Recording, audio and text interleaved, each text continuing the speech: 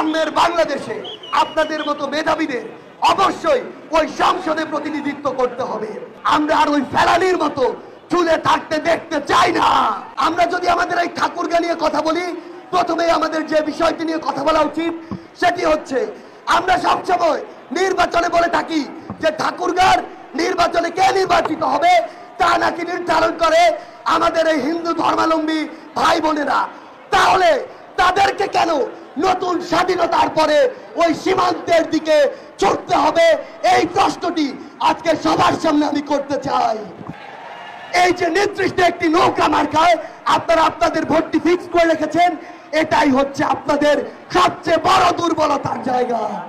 আমরা আমাদের জায়গা থেকে যে কথাটি স্পষ্ট করে বলতে চাই, আপনি যখন নির্দিষ্ট একটি জায়গার জন্য ফিক্সড হয়ে যান, তখন আপনার যে গুরুত্বটি, যে মূল্যটি, সেটি সব সময়ের জন্য কমে যায়।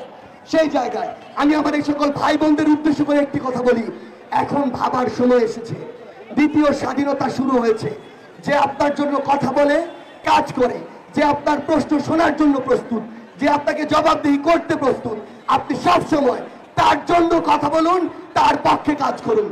সবচেয়ে গুরুত্বপূর্ণ যে বিষয়টি সেটি হচ্ছে, আপনি যদি আজকে কোনো অন্যায়কে সমর্থন করেন, মনে রাখবেন এই অন্যায়ের কারণে যে সিস্টেমটি প্রতিষ্ঠিত হবে, সেই সিস্টেমটি দ্বারা অবশ্যই সামনের কোনো একদিন আপনি, আপনার পরিবার, আপনার আত্মীয় স্বজনের কেউ না কেউ অবশ্যই সেই অন্যায়ের শিকার হবে।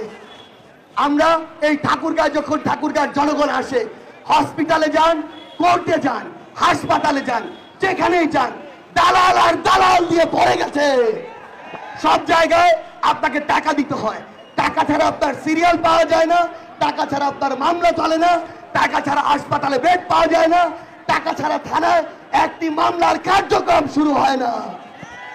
এই যে অবস্থা, এই অবস্থা কি ছাত্র সমাজ কোনোদিন সমর্থন করে? আমাদের জায়গা থেকে আগামীর বাংলাদেশে যারা নেতৃত্ব দিবে তাদেরকে স্পষ্ট করে বলতে চাই, এই যে সিস্টেমগুলো, যে নষ্ট সিস্টেমগুলো বিগত 16 বছরে তৈরি হয়েছে, এই সিস্টেমগুলো বাংলাদেশের বর্তমান প্রজন্ম চায় না বলে তাদের নেতৃত্বে সেই হাসিনার পতন হয়েছে, যেই হাসিনাকে আপনারা সকলে মিলে 16 বছর ধরেও পতন করাতে পারেননি।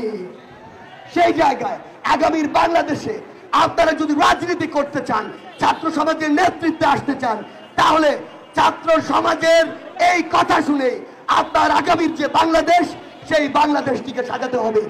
আমাদের জায়গা থেকে একটু স্পষ্ট বার্তা, আগামীর যে বাংলাদেশ, সেই বাংলাদেশের যে পররাষ্ট্রনীতি হবে, সেটিও হবে ছাত্র জনতার মতামতের উপরে ভিত্তি করে।